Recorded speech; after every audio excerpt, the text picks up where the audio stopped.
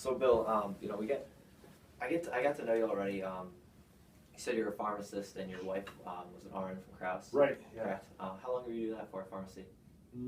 39 years. 39 years. Yeah. Okay, so you must have built up a little bit of wealth for yourself over the years to Yeah. Move into retirement and Yeah. live off your hard work for those 39 years. Sure. That's the first step is always looking at what you took your hard-earned dollars and you built that wealth and moving forward. And but really, what I like to know about my clients is their goals and their worries and their needs moving into retirement. Sure. So I just wanted to ask you, what your number one goal moving into retirement. If you had to say, I want to get this accomplished, I want that to be always squared away. I don't want to worry about that. What is that in retirement? Exactly that is it. I just don't want to worry about anything. Yeah. I think the big thing for us. I mean, we're not going to live any kind of an extreme lifestyle or lavish lifestyle. Mm-hmm. I think we just want to be able to do what we want to do when we want to do it, and not have to worry about pinching pennies and what's the market doing and all that kind of thing. I hope we can do that, and if we can't, then I guess that's it's not great news. But at the same point, we just want to be in a position where we don't have to think about a whole lot. So And now you mentioned the market. I don't know if you've been following it all lately or what your investment experience is regarding that. I don't know how long you've been investing for. Better part of my career. Yeah. So seeing a lot of ups and downs, and it's starting to look like it's starting to move in the wrong direction on us again. So I may have picked a hell of a year to retire. So you might have. Yeah. No one can predict the market. Sure. I'll never tell my clients if it's going down or up. But sure. you can look at the facts, and we're on one of the largest bull runs in history. Sure. It's obviously slowed down in recent months. Yeah. But I have a graph I show my clients. I didn't bring it today, but it shows the last 6 to 7 years, and it's just on a straight uphill, and then it parallels. I don't know if you remember 2008, 2009. Yeah. At all. Yeah. So it looks similar to that pattern. It's I'll never tell anyone it's going to get that drastic or that bad. No one knows. But you're right. And maybe a hell of a year to retire. Right. My French. Yeah. But anything in particular? I know you said you just don't want to have to worry about anything. Is there anything besides the market volatility? Would that be your number one worry? Yeah, I would think so. Obviously, I just don't want to be in a position where we, have to go without. It's. I like to spend time with the kids and grandkids, and do a little bit of traveling and that kind of thing. So we want to just be in a position like I guess I keep coming back to the same thing. Just don't have to worry about it. So it's that's where we're at. Okay. Yeah. So what when I try to walk my clients through what we do, which is what I mainly do, which is retirement planning, I try to walk them what's called an income gap analysis. Okay. It sounds like a scary word. It's just a simple way, and I kind of illustrate it with kind of like a house scenario. So I draw it out. It's a bit corny. I'm not an artist, but it's easy for me, and I think people get it. Keep it stupid simple, if you will. So little house. There's my house, right? No, not even. I'll do the door. There you go. All right. So when you're looking at the bottom of any house, and I view this as retirement plan as a whole. Bottom of any house, we look at stability. You're looking, it's the base of the house. It's what holds the whole house up. You're looking for something in your retirement that you're not going to have to worry about exactly what you're talking about, and that's the start of retirement planning or this income gap analysis. So what's there is what we'd like to view as guaranteed income, or money that that you're going to have, checks coming into your house, essentially what you're living off of, paying the bills with, if that makes sense. Because when you're working all these years, you have your check coming in from I don't know. Sorry, where did you say you worked? Kenny Drugs. Kenny Drugs. Yeah. My mom worked for CVS as a pharmacist, Okay. so I was about to say CVS, but then I was like, that's not right. But so when you're talking. When you're working, your guaranteed income is your salary. You're going to get that check. How much you're making. In retirement, you don't have that. So we're looking at ways to replace that, if that makes sense. Sure. We want to know that you have a check coming in just like you did during your working years. So guaranteed income's on the bottom. We tell people there's 3 types of that. First is Social Security. Okay. Have you started drawing that? No. We'll go down to the Social Security office in October, November. October? To get that taken care of. Yeah, okay. Do you have an idea of when you want to start? Do you have a date in mind, or? Yeah, so we're looking at both retiring in this October. Okay. I turned 65 in October, so. And you want to take it right as you retire? Yeah. Okay. That's the plan at least right now. Yeah, I don't know if have you talked to anybody about that, or is that just kind of your own decision, or? Yeah, not really. I know. No, I really haven't talked to anybody about it. That's just kind of where I'm at. I saw that that was the number that was, on the statement. The statement that came for years and now is on the website is what your benefit will be at age 65. So that's what I've kind of been leaning on here a little bit. Yeah. That's one thing that we do, or that I'm very experienced with, is Social Security planning and strategies regarding that. Okay. I'm not saying to take it right at 65 is wrong. Mm-hmm. There's a different strategy for every situation. Sure. But it's one thing that we could look at. Maybe I can even recommend you go on socialsecurity.gov and you can pull up your statement. Sure. Maybe I can take a look at it and walk you through, what you and your wife could maybe do to maximize that. Okay. So that's something we can look at in the future. Okay. But if you're open to it, of course. Sure. But so Social Security's first, in the guaranteed income side of things. Second, you have pensions. Now, I don't know if you were lucky enough to walk away with a pension from Kenny. Unfortunately, no. No pension? My wife's got a small one from the hospital, but Okay. I don't have one from Kenny. Do you have any idea what her benefit was or anything? It's going to be like $500. It's not a $500. lot. Yeah, she didn't start. She started like 10 years ago. So. Hey, it's something though. It's something. Yeah. Yeah. No, that's good though. It's good to see people have pensions. Of course you didn't get one, so Right. You know how they're a dying breed in this country. Exactly. So Social Security. A lot of people have questions. Will it be there? Will it not? I tell my clients I think it will be there. The government can't let that fail. But of course, I guess I can't tell you for certain it's going to be there. But I don't know your opinions on that at all. But it's bound to change in some form or fashion. But I'm not up to speed. I wouldn't call myself an expert on that. Okay, yeah. So guaranteed income, Social Security, pensions. Last form is in the form of an annuity. Okay. I don't know if you're familiar with that term or. Yeah, I mean, I know that Susie Orman and Dave Ramsey, who we watch a lot of, and we've read all of Susie Orman's books. So I hear the word annuity and kind of like shudder a little bit because I just know that you guys get paid a heck of a lot on those. So it's that's something that I'm not really too fond of, but I understand where you're coming from. Yeah, no. What I'll tell you regarding that word, that dangerous word, that a lot of different opinions on it. As an advisor, I don't just do I'm not an annuity salesman or anything like that. I do everything, full-fledged financial planning. So I look at annuity as a tool, just like anything else I have in my tool belt. There's a right time for it. There's a wrong time for it, and I'll tell my clients, sometimes an annuity might make sense here. Yeah. Other times I'll say, you do not want an annuity. So I think looking at Susie, she has her opinions, and I agree with some of her points. I don't agree with all of them, but I think there's both sides to every story. Sure. So that's how I view annuities. But at the end of the day, they're one of the three things that provide guaranteed income. That's fair. So the second part of the house, I view as guaranteed income is very stable, very steady. It's close to that. I view it as your liquidity or your flexibility. Okay. So what I mean by that are things such as savings accounts, checking accounts, CDs. I don't know if you're familiar with CDs, or I don't know if you know what a money market is as well. Yep. Okay, so these are very safe investments. Not even investments half the time, but I guess you can't consider a savings account an investment nowadays. Maybe in the past you could. No, I'm paying them to keep my money on deposit. Oh, you really? Pretty much. Yeah. It's nuts, but that's the sort of thing that I look at here. This is things that you want to have at your exposure or your ability to take out of the house or at any time. So it's almost like a guaranteed income, but it's almost even you have your hands on it more. You have an ability to, and in case of an emergency, such like that.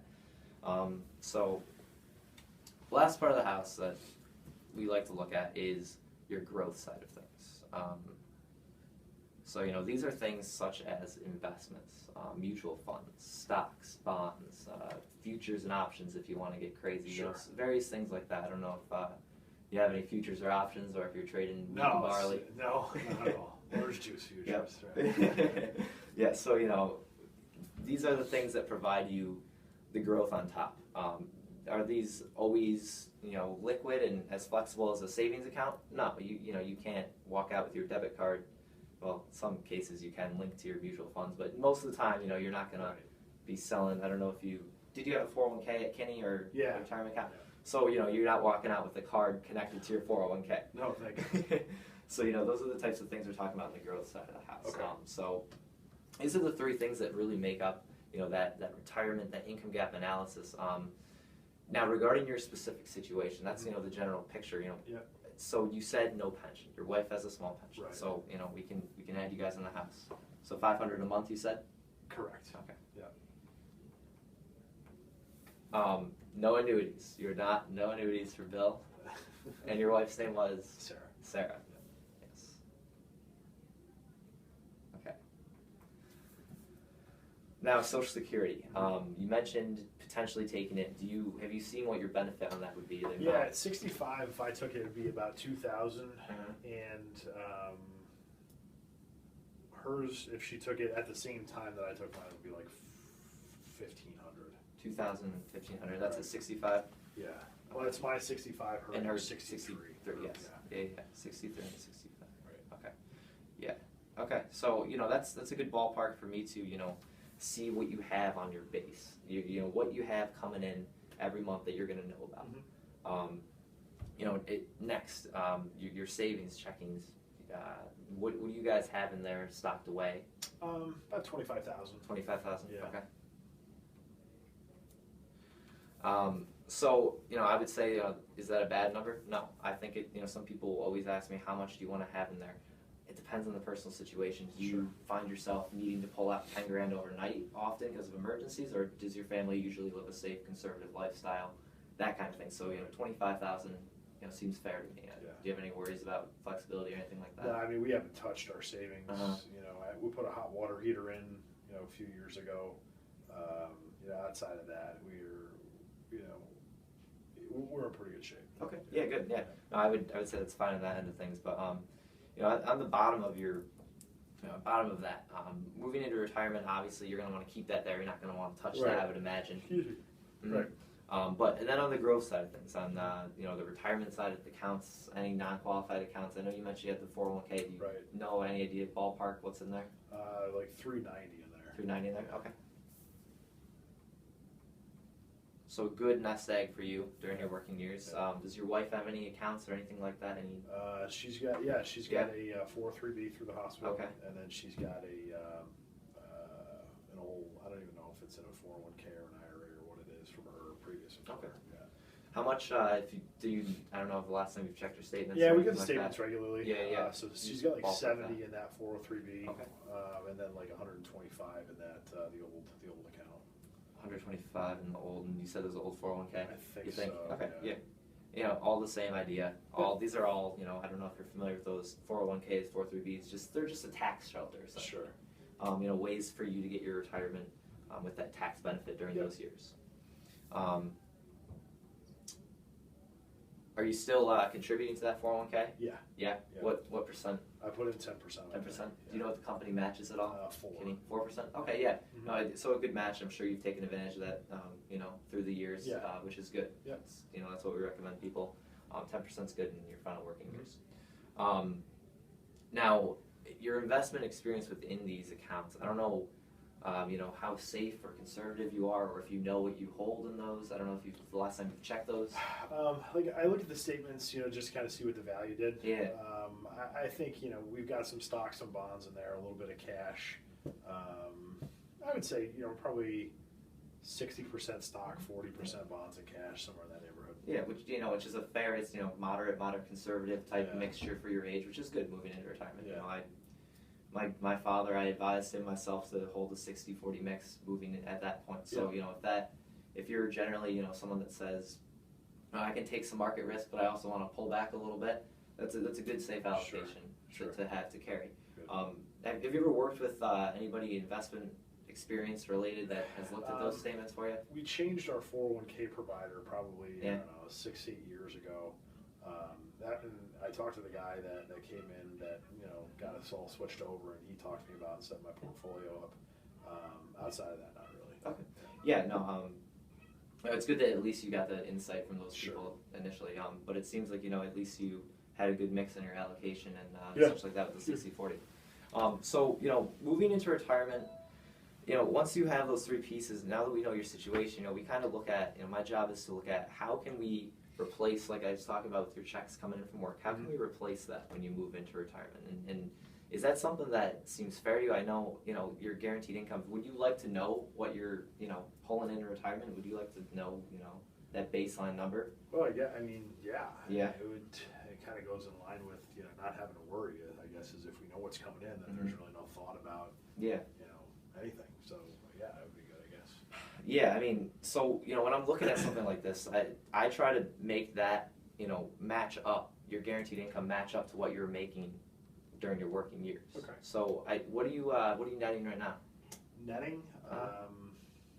Or gross, I don't know if you, whatever offhand. Yeah, gross is like 110. Okay. So netting, you know, after taxes and IRA contribute or 401k contributions, probably like 65, somewhere in that neighborhood. So, you know, income, you know, obviously, you know, I'm not going to say I'm a perfect advisor. There's not always cases where I can, you know, pull what you were making, you know, what you were making currently to what you are in retirement. You know, you can't always bridge that gap. Right.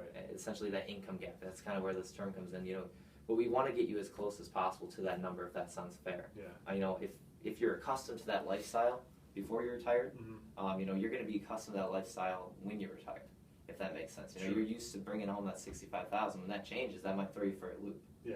And we like to tell our clients, you know, every day in retirement is like a Saturday. Sure. If that makes, you know, you're going to be going out having fun. You're going to want to be, you know, taking Sarah on some nice dinners, I'm sure. Yeah.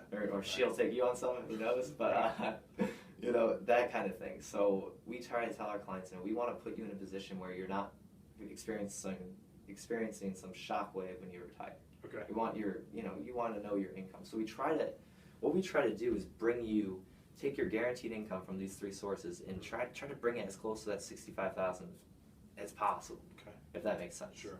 You know, I know, you know, the dangerous word, the annuity.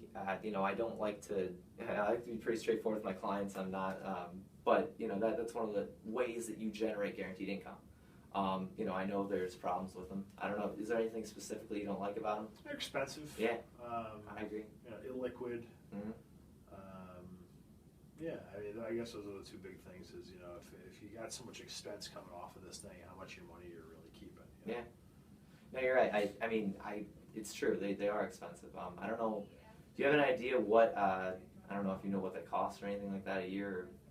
I really don't. Just general. Yeah, I know. Yeah. Some people come in and they say they think they cost 5% a year, and I just try to, you know, educate them a little bit because they don't cost. Some could, but you know, so that sort of thing. But you know, with this scenario moving into retirement, it's you got to ask yourself the question: are you comfortable, you know, not having that guaranteed income, not having that need and certainty, and drawing it from your growth or your assets here?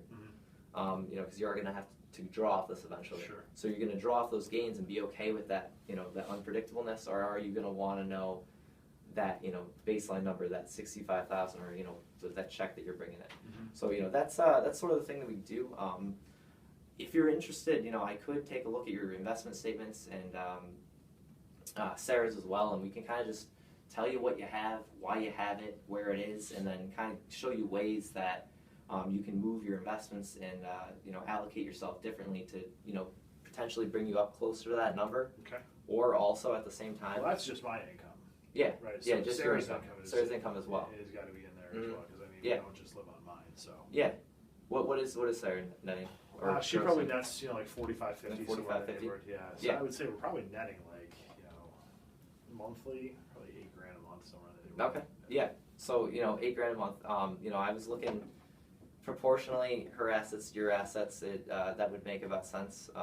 So she, you know, she has roughly 200,000. You have 390,000. Right. But you know, with that in mind, you know, we will, you know, bring hers into consideration too. So you know, the 45 and the 65, you know, $110,000 that you were, you know, bringing in. Right. That's something that we want to cut down, and we want to look at cutting down for you in your retirement. If you're saying that, you know, you want to know where you are and you want to know without having to worry, you know, that's something that we can bring to the table and kind of show you some options regarding around. Okay. If that's fair. Sure. Okay. Excellent. Good. Thank you. Yes.